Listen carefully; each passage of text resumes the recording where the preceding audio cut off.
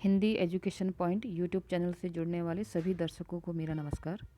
इससे पहले की 2 वीडियो में मैंने आपको यूकेएलटी रिजल्ट की अपडेट दी और बताया कि किस प्रकार कोर्ट में केस चल रहा है।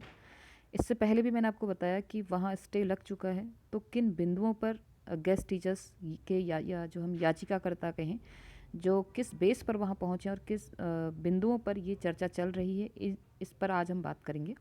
क्योंकि लिखित रूप में भी आ चुका है कि किन किन बिंदुओं पर वहाँ बात हुई और 28 नवंबर को किन बिंदुओं पर जो कोर्ट है उसने राज्य से या आयोग से स्पष्टीकरण मांगा है और किन बिंदुओं पर वहाँ चर्चा हुई और किन बिंदुओं पर कोर्ट के सामने जो है आयोग अपना मत रखेगा। तो आप सभी जानते हैं कि गेस्ट टीचर्स द्वारा वहाँ पर वेटेज मार्क्स की बात की जा रही है। तो वहाँ पर जो या जो बोलेंगे, जो वहाँ पर की जो रिपोर्ट फाइनल जो आई, जिसमें 28 नवंबर की डेट को दोबारा सुनवाई होगी, वहाँ पर किन किन बिंदुओं पे बात हुई और किन वकीलों ने अपने किस मुद्दे को वहाँ पे रखा, इस वीडियो में आज हम चर्चा करेंगे। तो देखते हैं उस नियम को, जो वहाँ पर बातें हुई थी, उन बातों को हम ध्यान से देखते हैं। तो जैसा कि आप सभी लोग स्क्रीन पे देख रहे हैं, ये है उस दिन का जो फाइनल जिस पे लिखित रूप में आया। तो ये बिंदु है कि श्री BPS मेर और श्री अजीत कुमार यादव ये याचिकाकर्ताओं के वकील थे और श्री प्रदीप हेरिया राज्य के लिए विद्वान स्थायी वकील और श्री BD पांडे और सुश्री प्रियंका अग्रवाल आयोग के लिए विद्वान वकील थे। अब इनके बीच में क्या बातें हुई?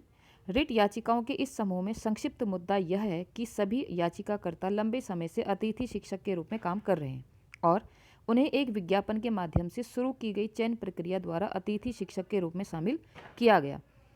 सभी याचिकाकर्ता पात्र हैं क्योंकि उनके पास सभी अपेक्षित योग्यताएं हैं। इस बीच उत्तराखंड अधीनस्थ सेवा चयन आयोग ने विभिन्न संस्थाओं में विभिन्न विषयों में सहायक शिक्षकों के पदों को भरने के लिए चयन प्रक्रिया शुरू की।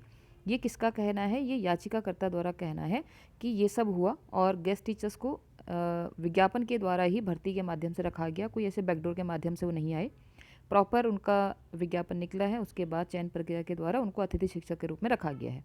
ये और उनका ये भी कहना है कि ये सभी पात्र हैं और जो भी उत्तराखंड अधीनस्थ सेवा चयन आयोग द्वारा जो योग्यताएं रखी गई हैं, ये सभी उस योग्यता के हकदार हैं या उसी योग्यता के ये धारक हैं। आगे है कि याचिकाकर्ता 2018 नियमों का हवाला देकर अपने कार्य अनुभव के लिए गुणवत्ता अंकों के संदर्भ में वेटेज देने की प्रार्थना कर रहे हैं, जिसे 7 जनवरी 2019 अनुसंलग्न 2 को अधिसूचित किया गया था, जिसमें प्रत्येक वर्ष के अनुभव के लिए 1.5 गुणवत्ता अंक प्रदान किए गए हैं। ये याचिकाकर्ता जो हैं, जो गेस्ट टीचर्स की तरफ वकील हैं या उन लोगों ने जो अपना मत रखा है, उन्होंने 2018 के नियमावली को वहाँ पर दिखाया है और ये भी कहा है कि उसके अकॉर्डिंग, उसके अनुसार हर वर्ष के लिए, प्रत्येक वर्ष के अनुभव के लिए उनको 1.5 गुणवत्ता क्वालिटी अंक जो है मार्क्स प्रदान किए जाएंगे, ऐसा वहाँ में लिखा था। तो याचिकाकर्ताओं के विद्वान वकील श्री मेर ने तर्क दिया कि उत्तरदाता अतिथि शिक्षकों के साथ भेदभाव कर रहे हैं। उत्तरदाता का कहने का मतलब यहाँ पर आयोग से है, जो यहाँ याचिका करता है और अपने काम की गुणवत्ता बिंदु प्रदान कर रहे हैं। मतलब उनको ऐसा लगता है कि उनको गुणवत्ता बिंदु प्रदान किए जाने चाहिए। अब इस मामले में 28 नवंबर 2024 को संबंधित मामलों के साथ बोर्ड के शीर्ष पर सूचीबद्ध करें। अब यहाँ पर कोर्ट का आदेश ये है कि 28 नवंबर को इन सारे पॉइंट्स पर स्पष्टीकरण दें।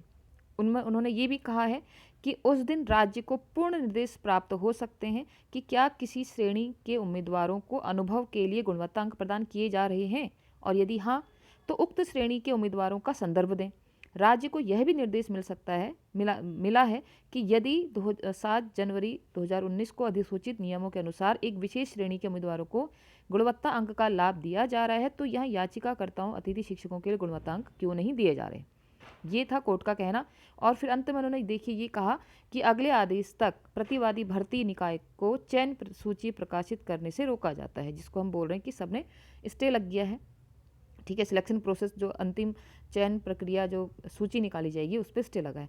अब अगर हम इन बातों को ध्यान से समझते हैं, तो जो याचिका करता है, इन्होंने जो बात उठाई है वो उठाई है 2018 नियमावली की बात उठाई है, जिसमें बात कही गई थी, ठीक है, जो आया था कि हर वर्ष के लिए 1.5 गुणवत्तांक प्रदान किए जाएंगे। लेकिन अगर अभी हम इसके बारे में बात करें, क्या इसमें वेटेज कहीं दिया जा रहा है? या मार्क्स दिए जा रहे हैं, तो अभी तक तो किसी कैटेगरी में ये सब नहीं दिया जा रहा है। लेकिन इन बातों को स्पष्ट किसको करना है? आयोग को करना है, आयोग के वकीलों को करना है। और जहाँ तक ये बात की जा रही है कि हर वर्ष के लिए 1.5 क्वालिटी मार्क्स दिए जाएंगे, ये गेस्ट टीचर्स को अगली जो गेस्ट भर्ती होगी, देखिए ना, अब हर बार गेस्ट भर्ती भी तो निकल रही है, सीधी भर्ती की बात यहाँ पर कहीं भी नहीं है। हो सकता है कि अगर जो राज्य के वकील हैं, जो आयोग के वकील हैं, इस बात को स्पष्ट रूप से कहें। देखिए, इससे पहले की वीडियो में भी मैंने आपको बताया था कि जिस प्रकार याचिकाकर्ताओं के वकील ने दिल्ली और पटना के एग्जाम्पल दिए, उदाहरण दिए, उन्होंने फैक्ट लेके आए, वैसे ही आयोग के वकील और राज्य के वकीलों ने ये भी वहाँ पर देखना चाहिए था कि किस प्रकार हम अपनी बातों से कोर्ट को स्पष्ट कर सकते हैं कि ये जो गेस्ट टीचर्स 1.5 मार्क्स की बात कर रहे हैं, ये इनको अगली गेस्ट भर्ती के लिए प्रदान किए जाएंगे अगर होता है।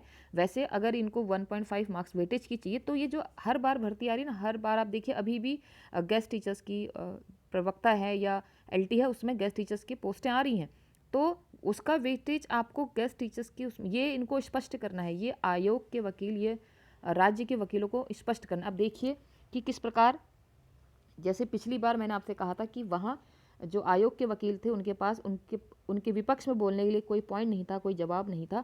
जबकि इसी जियो को, किसी भी जियो को, आप किसी भी पंक्ति को ना पढ़ने का, पढ़ाने का और समझाने का अलग अलग तरीका होता है। तो याचिकाकर्ता अगर अपने इसी टोन में अगर बढ़ते रहे, तो ये हमारे लिए खतरा है, उन सीधी भर्ती वालों के लिए खतरा है। लेकिन अगर आयोग के वकील इसमें थोड़ी बुद्धिमत्ता का प्रयोग करके इस बात को स्पष्ट करें कि अभी तक गेस्ट टीचर्स के लिए जब ये बनाया गया था, या उसके कुछ नियमावली वो भी पढ़ा सकते हैं, जब उसमें लिखा गया है कि इसका ऐसा कुछ, ऐसे तो हर विभाग में कहीं ना कहीं किसी न किसी रूप में ऐसे लोग काम कर रहे हैं। तो अगर ये तो एक बहुत बड़ी क्रांति आ जाएगी ना, है ना। तो जब सीधी भर्ती के, मेरा सिर्फ इतना मानना है कि जो गेस्ट टीचर जो रखे जा रहे हैं, उनकी जो अगली गेस्ट टीचर की जो भर्ती हो रही है, देखिए फिर से आ रही है ना, हर बार आ रही है, तो उसमें उनको वेटेज मार्क्स दिया जाना चाहिए, ना कि सीधी भर्ती में। आप समझ सकते हैं, एक ईयर का, एक साल का 1.5 गुणवत्ता अंक अगर ये है, तो प्राइवेट स्कूलों में भी तो लोग काम कर रहे हैं, वहाँ भी उनका एक्सपीरियंस बनता है। तो ऐसे तो हर कोई अपना, कोई प्राइवेट स्कूल वाले अगर चले गए वहाँ, तो ऐसे क्या क्या करेगी गवर्नमेंट, है ना। वो बात, क्योंकि वहाँ पर ये बात स्पष्ट कही क्या, किसी इस जियो में ये बात स्पष्ट की है कि कोई भी किस पद पे काम कर रहा है, वहाँ पर उसके ईयर को इतना काउंट किया जाए। तो ऐसे तो कोई प्राइवेट में भी काम कर रहा है, ठीक है, वो गेस्ट टीचर के नाम पर, वहाँ पे गेस्ट फैकल्टी के नाम पर वहाँ पे काम कर रहे हैं, तो क्या इसको माना गया है? इस नियमावली का स्पष्टीकरण साफ रूप से आयोग को देना चाहिए, तभी ये मामला हमारे पक्ष में आ सकता है। नहीं तो आप देख सकते हैं यहाँ पर जो श्री मेयर जी हैं, इन्होंने अपना दमदार पक्ष यहाँ पे रखा है याचिकाकर्ता के द्वारा कि ये सब चीज़ें हैं, इन्होंने नियमावली निकाली है, तो आयोग के वकील को या राज्य के वकील को अपना होमवर्क करके बहुत अच्छे से अपने पॉइंट्स लेके कोर्ट को स्पष्ट करना। देखिए ना, बात को समझाने के तरीके होते हैं कि ये जो वेटेज मार्क्स है, ये इनको अगली गेस्ट भर्ती के लिए मिल सकता है, मिलेगा, लेकिन सीधी भर्ती में नहीं मिलना चाहिए, ऐसा मेरा मानना है। हो सकता है कोर्ट का निर्णय कुछ और हो, लेकिन तब तक इसी ऊहापोह में आप देख सकते हैं 28 नवंबर तक कोई रिजल्ट आने वाला नहीं है। अगर उस दिन भी इन्होंने ऐसी टाला मटोल की, ठीक है, या कुछ भी अगर यहाँ से आयोग का पक्ष धीमा पड़ा, तो आप समझ सकते हैं कुछ भी निर्णय आ सकता है। लेकिन जहाँ तक हम तो पॉजिटिव ही सोच रहे हैं कि ये जो वेटेज मार्क्स की बात हो रही है, ये सिर्फ अगली गेस्ट भर्ती के लिए ही इनको प्रदान किया जाए, सीधी भर्ती के लिए प्रदान नहीं किया जाए। क्योंकि सीधी भर्ती का मतलब होता है खुली भर्ती, ओपन भर्ती हो रही है वो, उसमें जब विभाग के लिए अलग पद हैं, तो आप समझ सकते हैं वेटेज वाला मुद्दा तो इसमें उठना ही नहीं चाहिए। जबकि कह चुके हैं कि जब कोई भर्ती एक बार हो जाती है, परीक्षा दिए जाते हैं, तो उसके बाद उसके नियम कानून नहीं बदलने चाहिए। लेकिन देखिए किस प्रकार ये विडंबना है, और हम सिर्फ प्रतीक्षा कर सकते हैं, हम सिर्फ इन नियमों को हम पढ़ सकते हैं, हम कह सकते हैं कि ऐसा करना चाहिए। हाथ में तो सब वहाँ पर राज्य की और जो आयोग के वकील हैं उनके ऊपर हैं। तो हम सिर्फ उम्मीद कर सकते हैं कि ये इन बातों को समझें और इतने सारे बेरोजगारों के भविष्य को अधर में ना अटकाएं और एक सही निर्णय लें। क्योंकि ये अभी के लिए नहीं, अगर अभी ये बात, अभी अगर कुछ लोगों को लग रहा होगा कि ऐसा होना सही, आप खुद सोचिए कि अगर ये स्टेप, मतलब जो लग रहा है जिस बात, अगर ये इनकी पक्ष में चला गया, तो ये तो हर क्षेत्र में बड़ा वो हो जाएगा, है ना। क्योंकि भर्तियाँ फिर तो गेस्ट टीचर के लिए भी, मतलब बहुत सारी चीज़ें हो जाएंगी इसमें। ये था जो उस दिन की जो बातें थी, उसको मैंने आपको यहाँ पर समझाने का प्रयास किया कि कौन वकील थे। और ये हैं हमारे राज्य के विद्वान स्थायी वकील, और ये हैं आयोग के विद्वान वकील, और श्री BPS मेर और श्री अजित कुमार यादव, ये जो याचिकाकर्ताओं के वकील हैं, अपना काफ़ी अच्छा खासा होमवर्क करके आ रहे हैं, काफ़ी अच्छे पॉइंट लेके आ रहे हैं। पॉइंट लाने से क्या होता है कि सही बात को भी आप गलत कह सकते हो, गलत को भी आप सही कह सकते हो।